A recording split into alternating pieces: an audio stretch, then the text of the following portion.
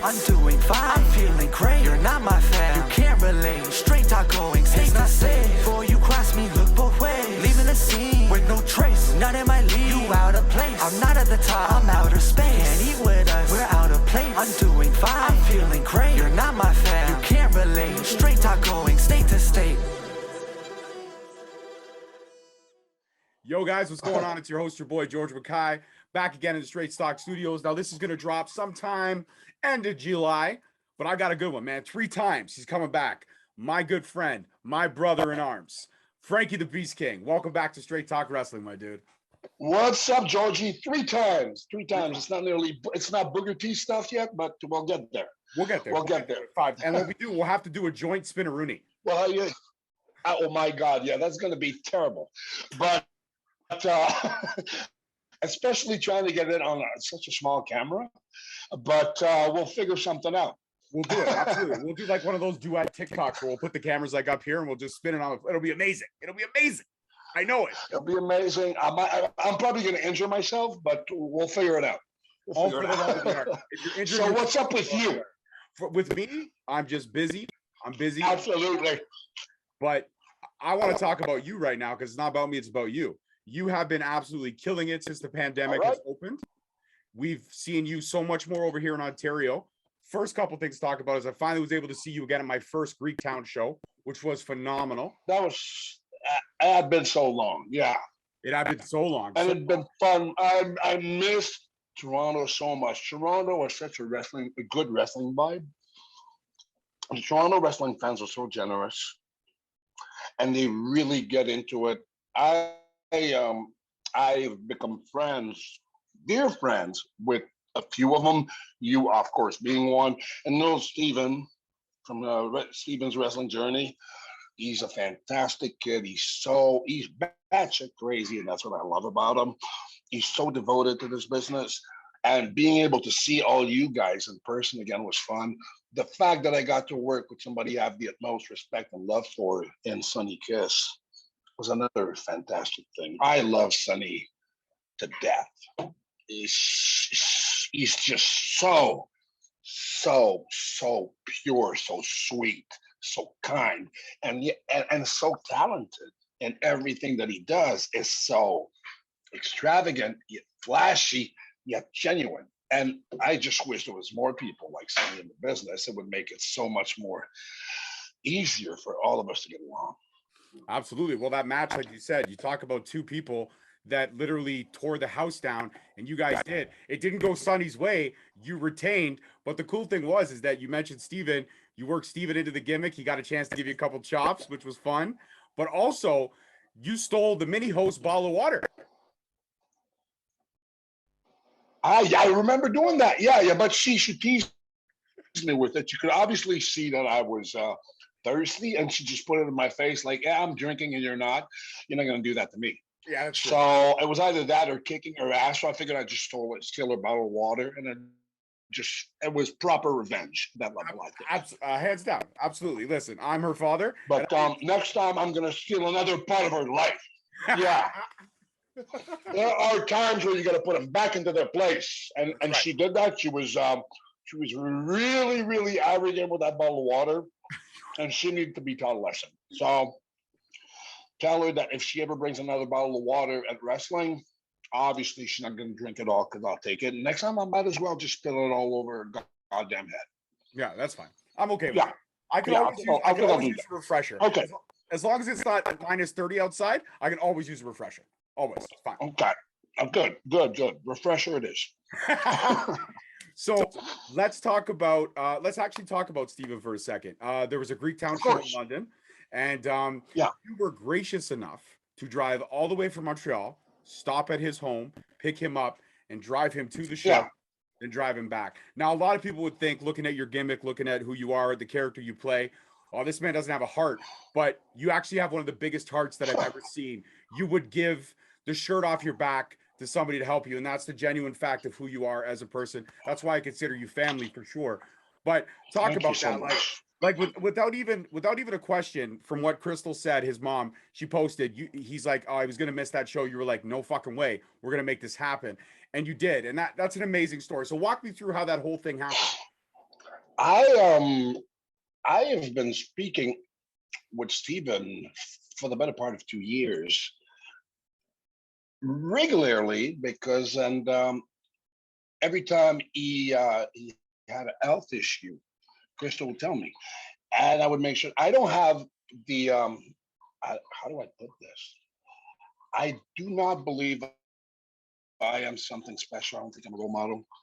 I just try to be a good person.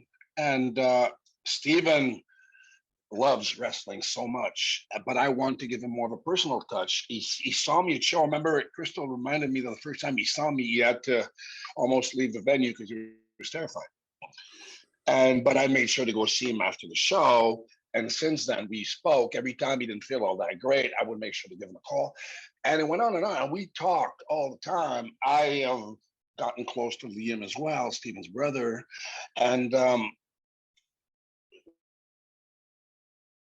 told him one day, I remember one time he wasn't feeling all that great. Like, well, I'm going to get you on the show in whichever way possible I may find.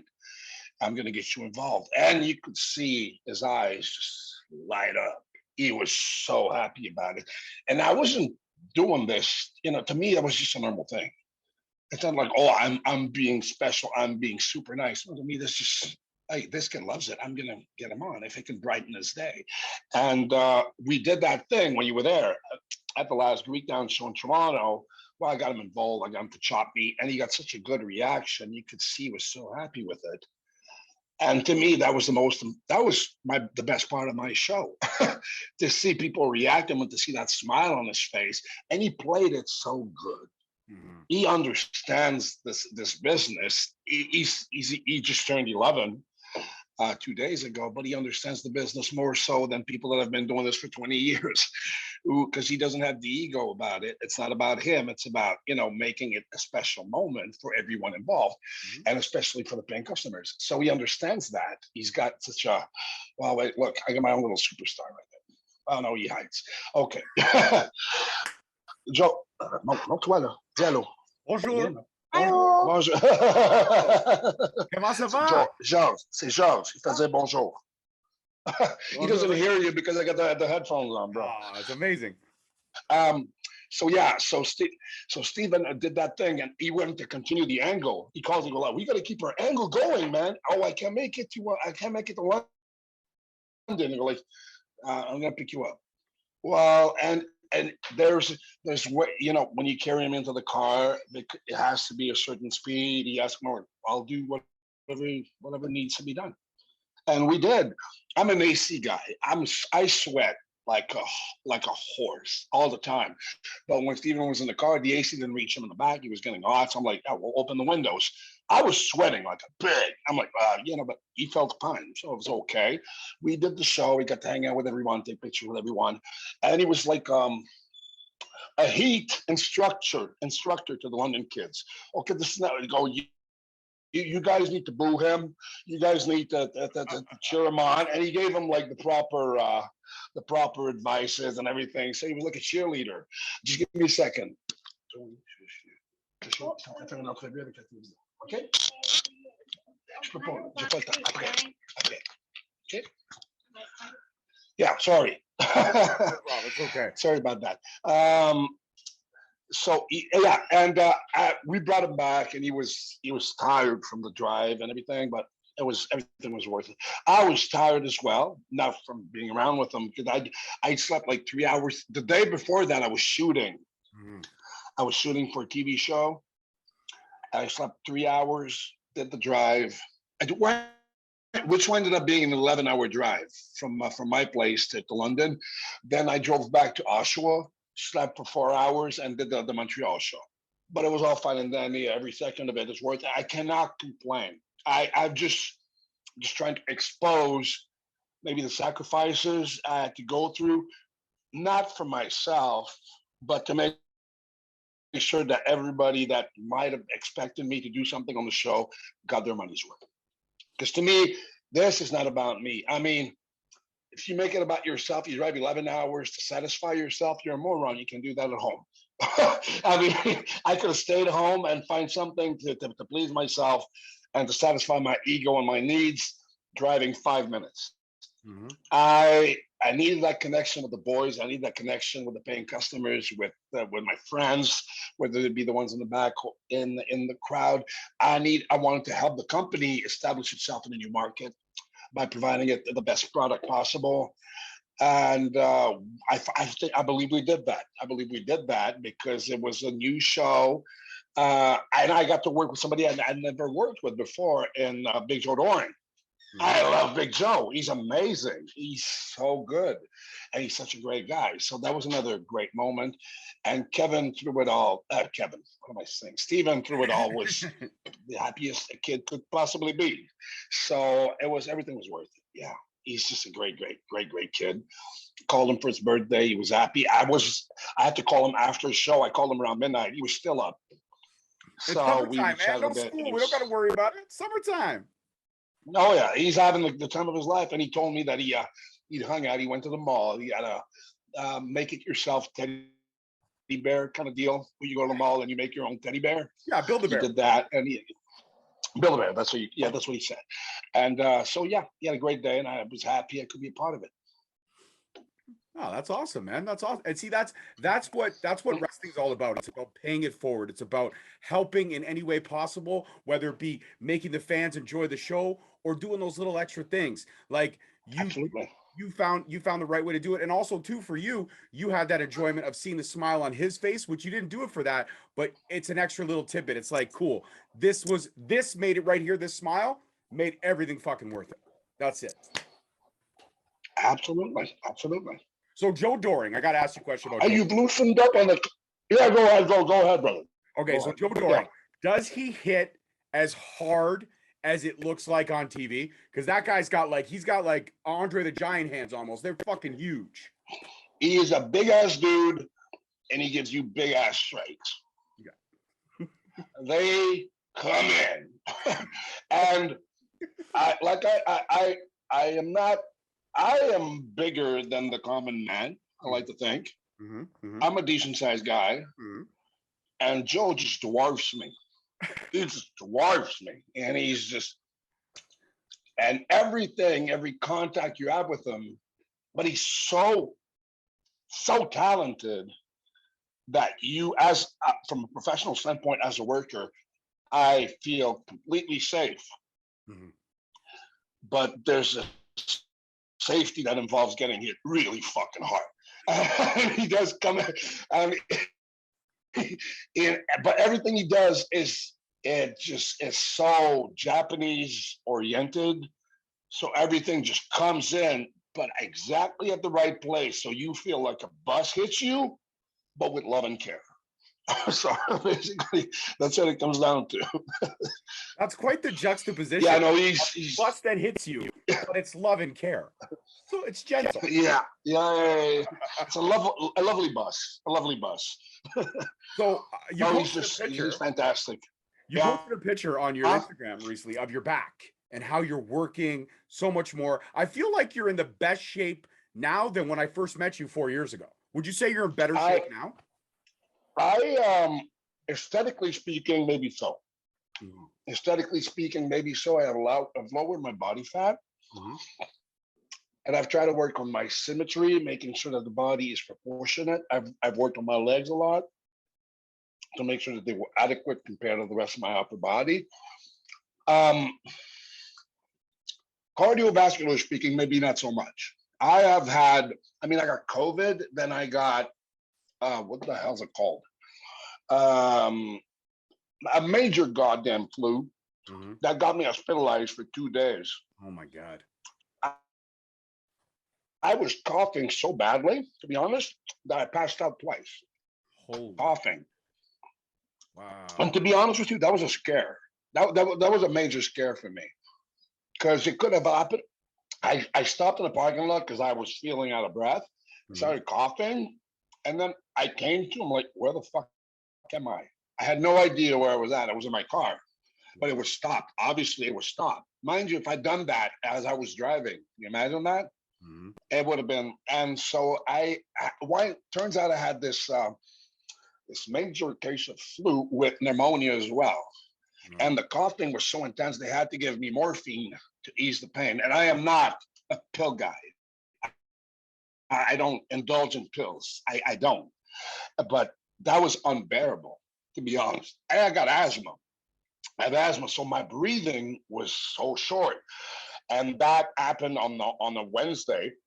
I had 2 shows the weekend prior. I could barely. I mean, I had the first show in Quebec City against Matt Angel, who you've most likely met at Destiny. Oh yeah, absolutely, fantastic, Phenomenal talent. And the guy can go. He's a workhorse, and he's smaller, so he's got gas, he's got wind. But I pride myself on being able to go with smaller guys. But that time, I felt like I was dying because I could not breathe at all. And I was really disappointed. It was the first one-on-one match that I was having with him. And I've been waiting for that moment for many, many years. And I could not give him the performance that I wanted to give him. And the next day I worked with Thomas Dubois from TDT, who you've probably met as well, who's another superb talent. And then again, we had a singles match, and Thomas is he's a hard ass, and he's strong as an ox. He threw me around like a rag doll, as did I with him. But catching my win was and I'm like, I'm sorry, I apologize to both of them. I'm like, Mark, it's okay. You don't look well. I don't feel well. So I went to the hospital, and after that, I've been, and I had, like I told you, I had like COVID. COVID really hit me. Not like physically speaking, not so much, but my wind has been a pain in the ass since. So catching up with that, cardiovascularly speaking, I am not where I want to be, but aesthetically speaking, I look mighty fine. You are a sexy son of a... I'm really happy with the way my body. Oh yeah, I'm really happy with the way my body looks. Especially recently, I really lowered my body fat. My gut was getting bloated because I tend to eat a lot. Otherwise, because I'm a very naturally skinny guy, and so I have to eat truckloads of food in order to maintain my size. But I've just really regulated my diet recently. Are you yawning? Are you fucking yawning in my face? No, not in your that face. fucking boring. No, you're not that boring. Listen, it was a long day at work today. I'm just super bagged. I apologize. I'm giving you my full attention. I'm trying to cover it. I'm like, it's all right. Don't worry about it. So yeah. But I'm really like I post. Yeah, I'm ambiguous about posting stuff on the internet about my body.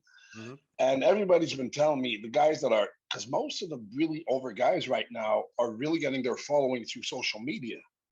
I do not like to overexpose myself through social media. I do it. I try to do it with a dose of humor and humility. I try to stay humble about it. I don't want to come off as a guy, hey, look at me, I'm fucking jacked. But I do understand that this is where like as a self-employed artist, you need to promote yourself, and the means of promotion right now pretty much rely on social media to get your face seen and everything. I still have a hard time with it. I'm old school. I prefer when promotions were the one promoting their talent, but whatever. And I still do it, and I get some decent feedback. A bunch of people told me you should do more like videos where you speak and show your comical side and whatnot. But I do like to keep a certain mystique. I love doing interviews such as the one we're doing right now because I'm doing it with a friend. But I've done podcasts where I was just speaking to regular guys who had no really legitimate connection with. It was more of a hustle for me. I don't like to overexpose myself with people I have no connection with. And I did. But then again, while we're talking as friends, some of these people it's always the same fucking questions. Who was your favorite wrestler when you grew up? Why did you want to get into wrestling? How many hours a day do you go to the gym? How many days a week do you go to the gym? And I wrote down a form on my computer. I have a copy paste for okay, this is question number 6. 2 hours a day. And this what you want me to send it to you? I like to But you know me now. You'll ask questions about the other stuff. You know, I like to talk about my family. I like to talk. But I would not talk about my family with these guys. But I'm talking with you because I know your family, right? So that's easy for me. So my family just barges in again, picking his nose next to me. It's amazing. T'es en train de te fier dans le nez, Joe? Ask him if does he have any bats in the caves? Anything show? No, he's good. No bats in the caves. T'as-tu des grosses crottes de nez dans le nez? No. Okay, yeah. So yeah, I diverged from the original question, which was I forgot. No, the original question was the post about your back and how. Yeah. No, you answered the question. You answered the question. You got it. So, go ahead. So talk to me about the you're doing a lot of TV work, a lot of movie work, which is fantastic. I mean, anybody I'm doesn't so happy. Yeah, absolutely. You were in the remake of District 13, which was Brick Mansion. You were in Mansions, Walker. Great movie. I actually prefer the original. I'm not going to lie. The original is always great, but the Americanized version. District 13 was way better. Was way better than Brick Mansions. Oh, absolutely. District 13, even District 13 U. The second one was pretty decent too. The guy was a little older, but still pretty good. Still pretty good. But you do understand that the guy is the same as the guy that's in Brick Mansions, right? It's the same guy. Same actor, which was great. I love that. I really did love that aspect of it. It was fantastic. But great guy too. Amazing, fantastic guy. Yeah. Right now, okay, well, there's just been a bunch of shit since the last time we spoke. I shot pre-pandemic. I shot a movie with Armie Hammer. And I didn't meet him, but Gary Oldman was in the movie too. Nice. Which sucks because I am such a huge fanatic admirer of his work. He passed by me on set, and I noticed too late. I turned around. That was Gary fucking Oldman. I didn't get to talk with him, or to him, I should say. But that movie was called Crisis. It was not that great. I am honest enough to say that I've been in projects that are shit. And but that movie, Armie Hammer, was tremendous, even though now he was part of the Me Too movement, apparently, because he wants to be a vampire and bite people and drink their blood. But he was a great gentleman to me. I shot a series that I believe now plays on I forgot what channel it is, but it's called Blood and Treasures. It's season 2. Okay. Right. The first season I think was on CBS or NBC, but now they moved it to Paramount. Isn't there a Paramount channel on TV? Yeah. Paramount Network, right. Paramount Channel. Yeah. It's on the Paramount Network. I played a Russian bad guy. So basically, all the parts that I play, we're just going to change the first word, but the second word being bad guy, it's just going to stick because that's all I do. I did a movie many years, actually a few years ago, that's just being released now at Fantasia, which is a big movie festival in Montreal, called The Fight Machine. Nice. That was an interesting character. It's you're going to say that's so interesting when it's a gym trainer, but he's a fucking asshole. Okay. Because he's like we played on social fears. And he was a total opposite of me. He was a homophobic piece of shit. Okay, yeah, totally not you. Absolutely way. No, hell no, hell no. I mean, to me but that's a totally subject in itself. I really don't believe that people need to establish their genre or their sexual. That doesn't change a fucking thing to me. I connect human beings. Whatever your preferences may be, that doesn't fucking change a thing with me. I mean, you want to fuck trees, I'm still gonna like you if we get along. Absolutely. Right, so that doesn't fucking change anything at all. But it was fun to play on those lines because it's such a polar opposite to who I am. I did a movie in London last year called Last Night, which is a big old school slasher 80s horror movie. Nice. Channing Decker is going to be in there too. Nice. I shot a movie which I strongly suggest to you and everybody watching this not to watch called Moonfall by Roland Emmerich. My scene didn't even make it to the last cut, and for what it's worth, I'm kind of happy because I still got paid, but the movie was such shit. I couldn't even finish it. It was so brutally fucking bad. It was unfucking believable.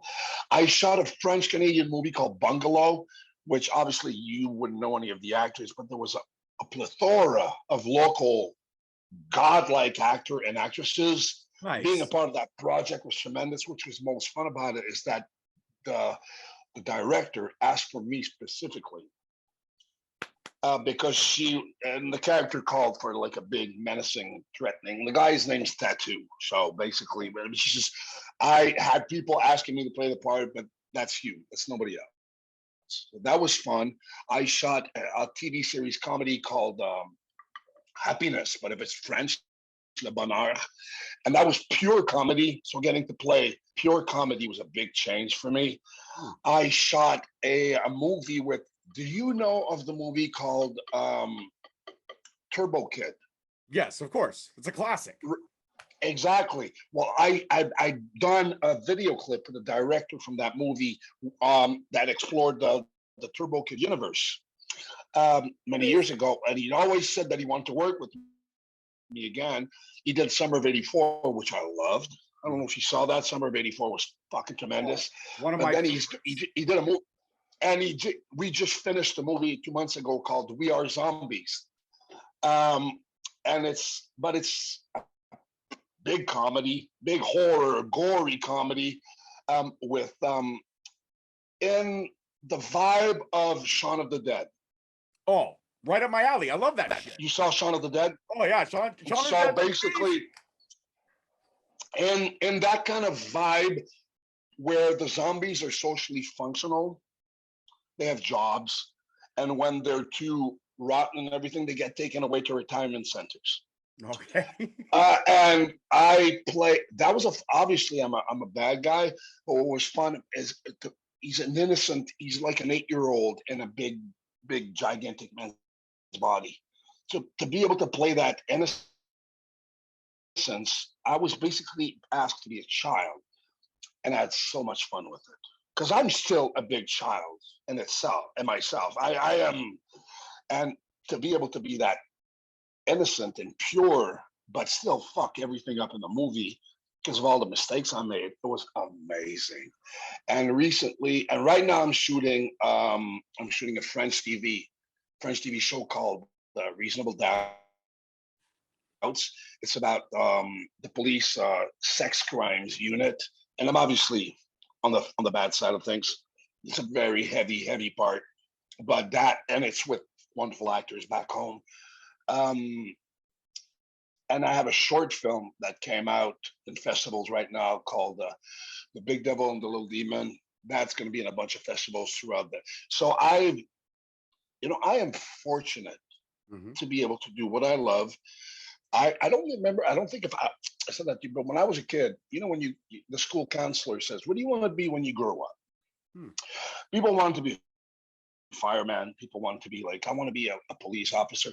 I always told them, I want to be a wrestler and an actor. And I was the skinniest kid into all my classes. And they were like, okay, but Mark, seriously, what do you like, that's what I'm going to be. And my friends go like, you're not going to be a wrestler. You're too skinny. I'm like, I will. Now, am I a world famous wrestler and a world famous actor? No. But when I meet these people from high school randomly, and they saw me on TV, and they see me at wrestling shows, are like, you are one stubborn little motherfucker.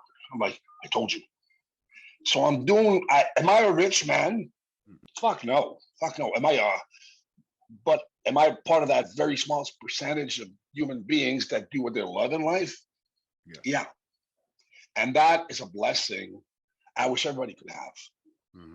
Now, I'm definitely not the most financially able guy in the world, or the most well-organized or structured. I have my hustles and my struggles, but I love what I do. And maybe that's self-centered to me to want to keep wanting to do that. My wife and my kid put up with it. But because I provide, I'll get the regular job. Well, mind you, I can't ever keep them long because I lose my shit. I find something else. But I worked in, that's not true. I worked in mental health for the past, I worked in, I don't want to say an asylum because it's not the case, but it was a clinic for the mentally challenged and the mentally ill. And that was amazing. But the thing is, I don't know if it's the case in Ontario or anywhere else in Canada. There's so few people that want to work in this, or always understaffed.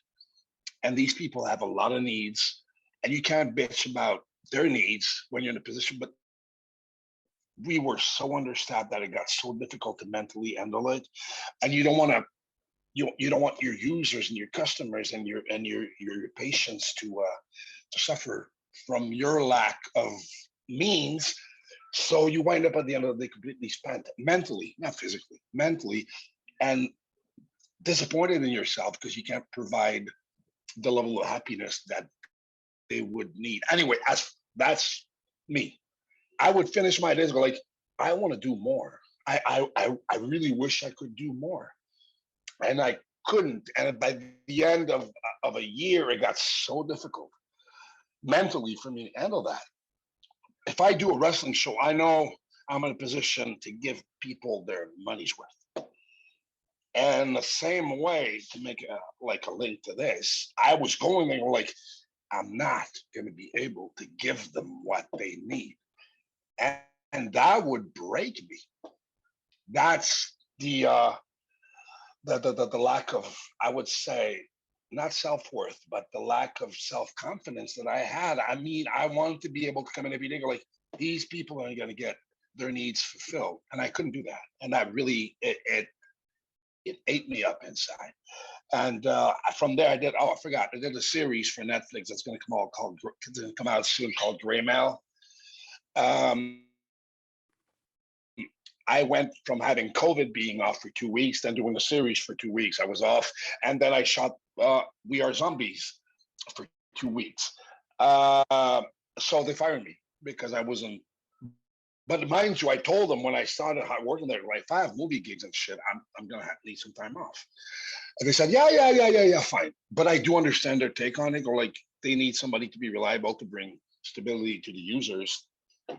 I couldn't do that, so they fired me. So basically, right now I am relying on shows and acting gigs, and I'm hungry. I'm starving. I'm not making enough money, but I'm going to find something. I'm going to figure something out. Absolutely. Listen, the one thing I can tell about you is I'm eating chicken nuggets. Yeah, that's right. That's right. The one thing I can tell about you is very much like me, family first. You got to make sure the family is there and taken care of, but you always want to chase those dreams, just like me. Like my wife, love her to death. She puts up with this all the time. I could come home from a hard day's work. I'll eat quickly, and then she'll be like, "Where are you going?" We're heading down the basement. She's like, "Where are you going?" I got another interview. Okay, I'll see you in an hour. See you in an hour and a half. Yeah. And she understands that because that's the passion that comes out. And actually, you said something before we push record that really touched my heart because I'm doing the commentary stuff. I'm getting out there. I'm getting my name out there, doing my stuff. And you actually said to get this from you is an honor, and I mean this as a friend. You said that if nobody would want to work with you, being me, they're a fucking idiot. And I appreciate that so much, man. I do. I appreciate that more than I think. That's what I said earlier. I felt a genuine connection to you. And I firmly believe that in the wrestling business, like any artistic endeavor, if you cannot be genuine about the connection you try to establish with the people you do it for, well, you're never going to be successful. Mm-hmm. And as a promoter, well, I want my promotion to be successful, so I'm going to try to find as many genuine people, passionate and real and humble people as I can. And you've got all these traits. You're humble, you're passionate, and you're genuine. If I'm running a promotion, you're going to be on, because that passion, when you talk, you feel it. I feel it in your voice. You see it in your face. We see it. And I have worked from sure promotions where people were foolish enough to do this on an indie level, thinking, well, I'm doing this because it pays me money. Well, fuck off. I mean, you should be compensated, and handsomely so, for what you do. But first and foremost, the people that are, some people might call me out for that. But if you're in the wrestling business solely for the financial aspect of it, I think you're in the wrong business. I might have a different take on that if I was making $3 million a year, maybe. But if I was making $3 million a year, or $1 million a year, or whatever, if I was making a living out of only wrestling, I'd still be the happiest man on earth, because I would be doing something I'm passionate for. But some guys just do it for the money. I think it's not the proper thing to do, and it shows eventually on their product. They just come off as businessmen. If they're not having fun, whatever character they're portraying, if they're not having fun, people will feel that. They won't connect to that, and they won't want to link up with somebody that's not passionate, because they're passionate about the product they watch. It has its flip side, because people are so passionate now, but social media has given them an outlet to voice their passion in negative fashion sometimes, and that really, really bothers me. Bothers me too. Believe me, it bothers me too. I am a firm believer that, hey, you are entitled to dislike and even hate something. Freedom of opinion, freedom of speech, you might say. I believe in freedom of speech, but I also more so believe that if you ain't got nothing good to say about something, then just shut the fuck up and don't talk about it. Why can't the world be like us? And I can't just say like this, everybody. I'm not trying to be a role model. I'm not saying that should be everybody, but I have an issue with somebody going, you have a dude per se that posts a training picture, a training video. He's not doing the exercise right. And go, you don't know fucking shit. That's awful form. Well, fuck you. Tell him how to do it. Tell them how to do it in a nice way. Give them positive feedback. Give them constructive feedback. But people go like, or about wrestling, this guy sucks. He shouldn't be on fucking TV. Don't say it. What good does it bring you to do that? Low fucking self-esteem, people that have no self-fucking worth need to bring people down. But that's history. That's the history of mankind. It's always been this way. The history of humanity. Low,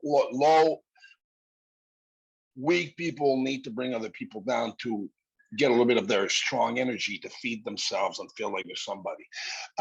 But social media has given them that platform to speak out with it without repercussions to their words. And that's a big thing. Mike Tyson said it the best. Everybody's quoting for it. It's given them a platform to say shit they should get punched in the face for. I mean, some people will just say shit in everyday life. Back in my day, we're like, you suck. Really? Oh, well, no, say it. Well, and it's not about being a bully. Would you go to a guy like me in his face, you go, you're fucking awful? No, you wouldn't. Because you're going to have repercussions for things you say because it's being negative. You can come over to me and go, I really don't like what you do. I don't appreciate the way you're doing it. I don't understand what. Say that.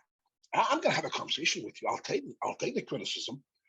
Like, you're fucking shit for the sake of being, I'm fucking shit. Somebody would say that. Nobody would say that because there are consequences to the words you say, but not anymore. And that's kind of sad. But I made another transition there and I lost your original point. What were we saying?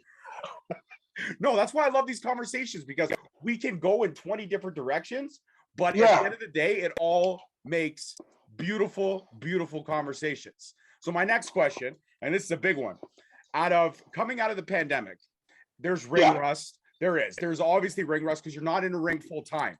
What was the hardest thing about wrestling full time again? Like getting your body back into that ring shape, because being in shape and being in ring shape is two very different. That is different ballgame. I was fortunate enough to be able to train with Bailey a few times, get some ring work, ring time in me. my wind was the shits, and that's the problem with me. I'm not gonna. Yeah, I'm having all these respiratory issues, but I'm a smoker. Look how dumbass in the dictionary is a picture of me right next to it. Look how bad decisions, and right there again, it's a picture of me. So I had a hard time getting my wind back, but the bumps were fine. They were easy. To be perfectly honest with you, the bumping was super sweet. Getting my mind was rusty. Structuring the matches,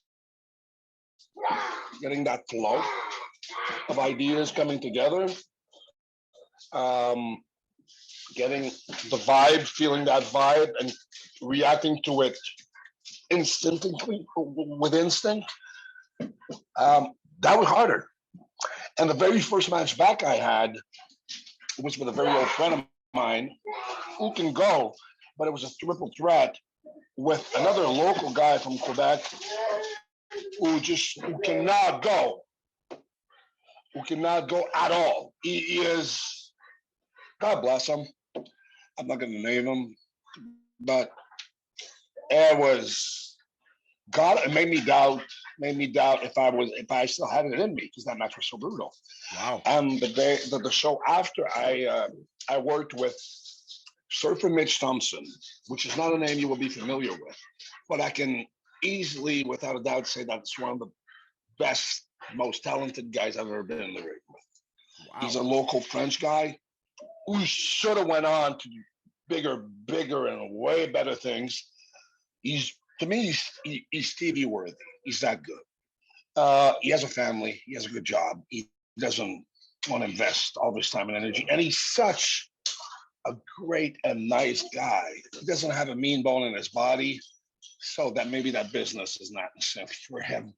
Because it gets, let's be honest, this business is mostly filled by assholes, insecure ones. But he gave me my mojo back. Nice. Surfer Midge did, and after that it went on, and when it was fine, you have good matches, you have bad ones, and you have bad ones with some of the most talented guys. Have you met Zach Patterson? He's my tag team partner in Quebec. Yes, right. And he, mind you, I've known that kid since the second he was born. I gave him his very first teddy bear when he was a few days old. Oh, and now we're teaming together. So that just goes to show you I'm oldester. But he is, when you say a natural, well, he's a natural. He's been doing this for 6 or 7 months, and he's better than guys that have been doing it for 10, 15 years. He just has it in him. And we had a match against TDT, or some of the best wrestlers to ever come out of Quebec. And I think I can handle myself. And everything was a fuck up. So that just goes to show you can be with anybody. And everybody got hurt. Everybody got hurt. Everything was off. We were all off. And we got to the back and and we all looked at each other like, well, that was a big steaming pile of shit. I nearly broke my back. I mean, we do a spot where let's just say I run at TDT's outside the ring. I run at Zach and he backdrops me into a somersault onto them to the outside. Right. Now I have 1,000% confidence in these guys to do anything. I will always be safe. On that day, for whatever reason, they did not catch me. So I landed square on my tailbone on the floor. Ooh. From about 10 feet. And I thought I was paralyzed. I thought I was, and I had like a Will Ferrell reaction, until League of Nights, going, I'm paralyzed. I was screaming like this. I was freaking out. Like, fuck, I'm paralyzed. And then Zach comes over, touches my shoulder, like, fuck off. I can't move. Then I got back up, and everything was just the shits. But hey, I'm not doubting anybody's talent. It's just you have your bad days. So since the pandemic, a bunch of people have had to establish themselves and get back into the groove of things. It's been a while now, so most people are back to their usual, having their bearings back. but there can still be the occasional day or occasional match where everything fucks up, and it's happened with the best of them. So. Yeah, you're absolutely right. You can have your good days and your bad days. Now, this is going to be my final question. We're going to wrap it up. But this is a big question. It's a question I've never asked before, and I'm going to ask now. You have always mentioned about having that one match, and you love to do it with Kevin. What kind of match would it be? Are we talking 30-minute Ironman match? Are we talking, a hardcore match? What match, if you could have that one TV match with Kevin, and Kevin said to you, Mark, I want you to pick the stipulation, what match would it be? I'm not a hardcore guy. Mm-hmm. That's not what I do. But Kevin and I, it'd have to be like, I think the kind of match he had with Stone Cold, where it's a street fight, and you can pretty much go all over the place and schmoz and brawl and just break stuff. To get the best out of both of us, I think that's the way to do it. Because Kevin and I, Kevin's top 3 best wrestlers in the goddamn world, so there's no doubting his abilities in any way, shape, or form. And he said it in interviews as well. Back in the day, we were the 2 best guys in Quebec, and a bunch of promoters would always book us against each other. We cannot have good matches. Really? Oh, we've had We've had decent matches and good matches, but we can't have, like, you'd think that as good as we are and as close as we are, we would kill it. And it's never happened. We've had decent matches, but you put us as a team. I really, in all honesty, would like to team with Kevin in WWE and have a big schmoz. And you put us as a team against whatever team and have us fight. Because you've seen my take on it. I am not a technical wrestler. You're not gonna see me do like chain wrestling on the floor, Greco-Roman freestyle wrestling. That's not what I do. I like for this character to come out and fight for his life, to fight, to hurt people, not to look like a genuine athlete. I don't care about the belts. I just want to come off as a psychopathic maniac who just wants to hurt people and wants to fight and give every ounce of sweat, blood, and guts that he has into a fight until one of the guys is no longer standing. And Kevin and I, as a team, I think can achieve that. That'd be the dream, yeah. A tag match with Kevin against, I don't know, the Bolsheviks. Mm-hmm. Yeah, they might be a little, seasoned, but get Nikolai Volkov in there. Yeah, definitely me and Kevin against Nikolai Volkov in a handicap match. That would sell. Big main event draw for WrestleMania. Oh, hell fucking yeah. That would be fire, man. Fire.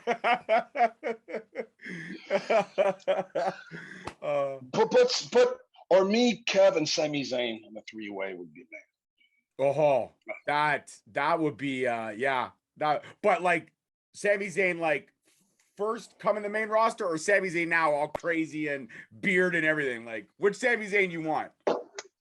The crazy one, because it'd meet 2 crazy ass motherfuckers. Just character-wise, that would be insane.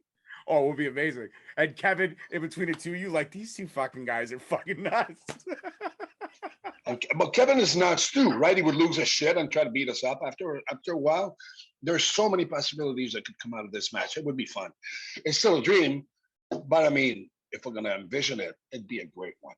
Oh, it'd be an amazing dream. It would be an amazing dream. Listen, to see you in a rightful spot on television on a semi-weekly basis or weekly basis, that's a dream for me, because I know how talented you are. Yeah, I know you're 42, and I know, you're fighting against time right now, if you want to say so. But also, let's not forget, Sting's 58, and he's still going. Yeah, but he was on TV since he was 28 or 25 or whatever you want to say, whatever age. That's true. Like I was talking to your daughter earlier. You got to look at it from an investment standpoint from one of these companies.